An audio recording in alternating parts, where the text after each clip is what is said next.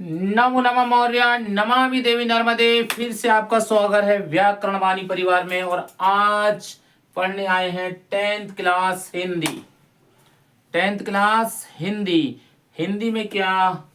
उचित विकल्प चुनिए। ठीक है, क्या करना है? उचित विकल्प चुनना है। लेकिन उचित विकल्प चुनने के लिए हमारे पास 4 ऑप्शन होना चाहिए। हमें वो 4 ऑप्शन बिल्कुल नहीं चाहिए। हमें तो केवल वो ऑप्शन चाहिए जो हमको लिखना है, जो सही है वही पढ़िए। उस 3 में भ्रमित मत होइए। जब आप 4 ऑप्शन पढ़ेंगे तो आपके दिमाग में 4 ऑप्शन रहेंगे। एक पढ़ेंगे तो एक ही रहेगा, और ससुरा एक रहेगा ना। गलत होने का चांस नहीं रे बाबा, गलत होने का कोई चांस नहीं। तो आज से शुरू। पहला, भ्रमर गीत के रचनाकार कौन है? भ्रमर गीत, भंवरा गुनगुनाता है,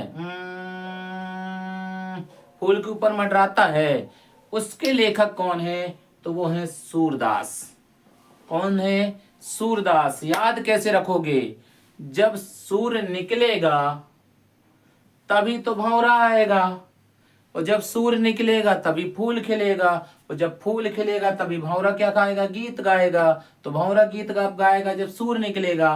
तो सूर्य से क्या बना लो? सूरदास। जब सूर्य निकला, फूल खिला, भंवरा आया, गोल गोल घूमा, गीत गाया। ठीक है, याद हो गया? भ्रमर गीत, रचना कौन? सूरदास। बहुत बढ़िया। एक दूसरे में चलिए। सहस्त्रबाहु की शत्रुता थी, मतलब सहस्त्रबाहु किससे शत्रुता रखता था? तो वो है परशुराम से। किससे? परशुराम से। अच्छा, ये मित्रता रखता, सॉरी, शत्रुता क्यों रखता था जानते हो आप? सहस्त्रबाहु का शत्रु परशुराम, परशुराम का शत्रु सहस्त्रबाहु। क्यों जानते हैं? छोटी सी कहानी सुना दे रहा हूं, बहुत बड़ी कहानी नहीं सुना रहा हूं, जिससे कभी जीवन में भूले ना। जो सहस्त्रबाहु है, ठीक है, वो एक दिन जंगल में शिकार करने गया। शिकार समझते हो ना? शेर को मारने। बहुत छोटी कहानी सुना रहा हूं, कभी फिर एकदम से पूरी कहानी सुनाऊंगा, बिल्कुल मस्त। 1 नवंबर। तो सहस्त्रबाहु कहाँ गया? शिकार खेलने। कहाँ? जंगल। जंगल में कौन रहता था? परशुराम जी के पिताजी। परशुराम जी के पिताजी कहाँ रहते थे? जंगल में। आश्रम बना हुआ था बहुत बढ़िया।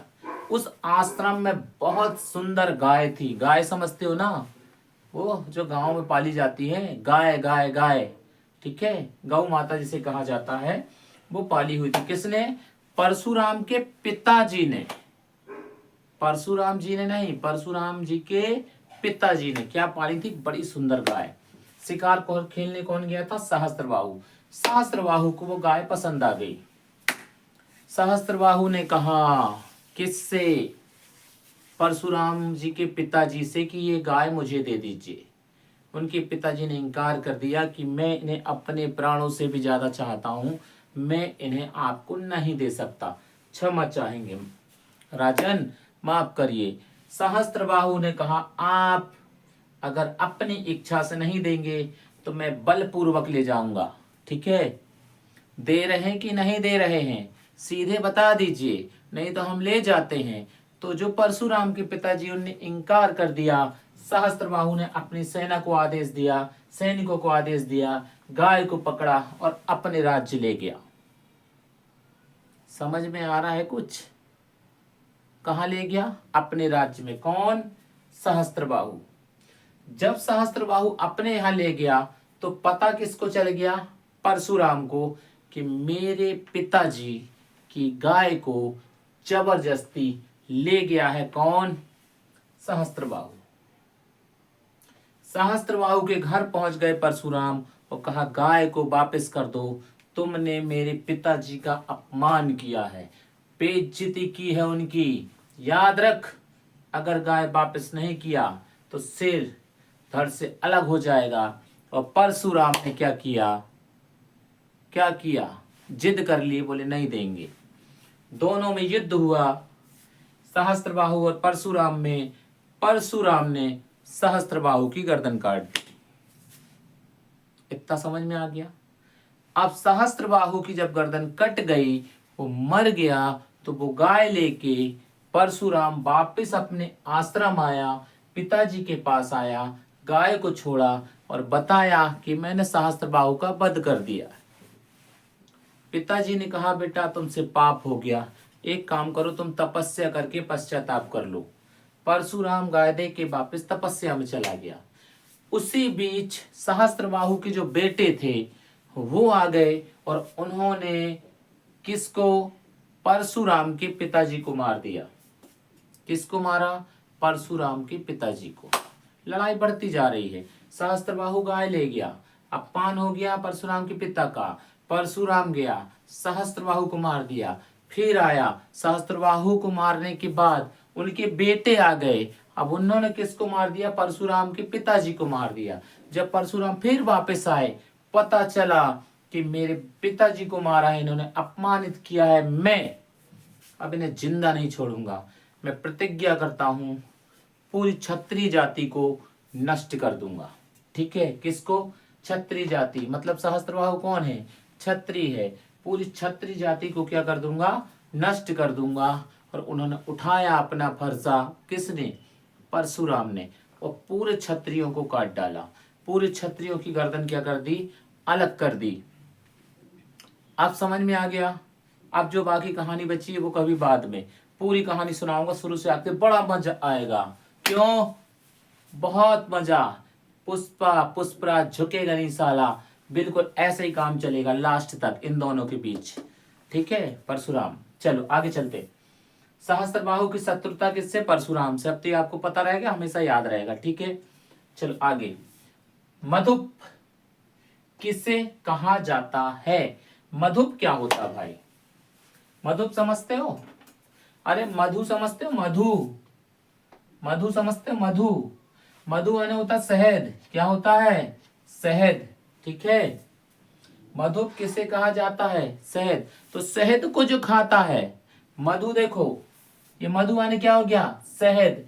मधु का अर्थ होता है शहद, मधु का अर्थ होता है शहद, मधु का अर्थ होता है शहद, और शहद को जो खाता है उसे कहते हैं भंवरे। ठीक है, मतलब जो अपना फूल रहता है, फूल के अंदर एक पंखुड़ी रहती है, उसमें मधु जैसा जो मीठा रस होता है उसे मधुप कहा जाता है। याद रखना, क्योंकि मधु तो मधुमक्खी बनाएगी ना, लेकिन जो फूल है, फूल के अंदर जो पंखुड़ी है, उसमें जो मीठा रस है, जो भंवरा उसको पीता है, वो कौन कहलाएगा? भंवर। उसे हम क्या कहेंगे? मधुप। तो मधुप का अर्थ क्या हो गया? भंवरा। कौन सा भंवरा? जो मधु की तरह मीठा रस पीता है। आगे, उत्साह कविता के रचनाकार। उत्साह कितना निराला काम है ना इस दुनिया में, बड़ा निराला काम है। लोगों में उत्साह भरना पड़ता है। अरे पहले से है तभी काम करो ना, जबरदस्ती उत्साह भरना पड़ता है। कितना निराला काम है। उत्साह, निराला, उत्साह की बहन निराला, याद हो गया? देखो कैसे कविता क्या है? उत्साह। लिखा किसने है? निराला।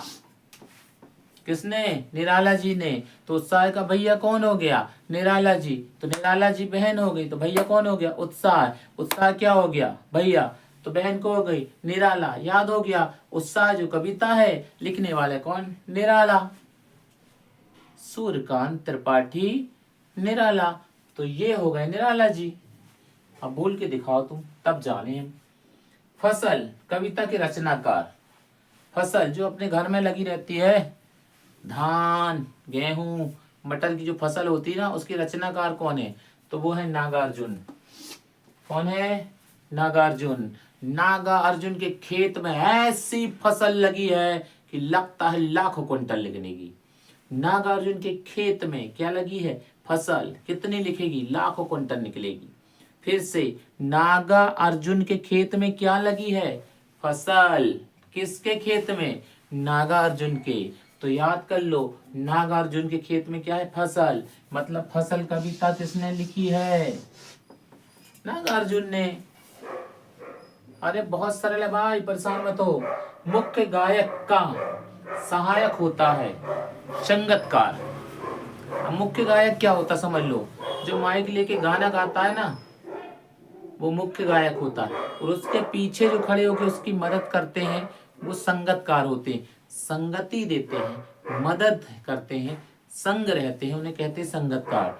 तो जो मुख्य गायक होता है उसके पीछे जो खड़े होकर गाते हैं उनको कहते हैं संगतकार, वही मुख्य गायक की मदद करते हैं। जब मुख्य गायक गाते गाते कहीं भूल जाता है या धुन गड़बड़ हो जाती है तो ये संगतकार क्या करते हैं, मुख्य गायक की सहायता करते हैं। हो गया। कौन कहता है बहुत कठिन है? कोई कठिन नहीं। एक वीडियो और आएगा इसके बाद जिसमें पूरा विकल्प रहेगा, फर्स्ट चैप्टर से के लास्ट चैप्टर तक, पहले पार्ट से आखिरी पार्ट तक। बस सुनना है, बढ़िया बैठे रहो, सुनते रहो, नंबर लेते रहो, टेंशन नहीं, खुश रहें, मस्त रहें।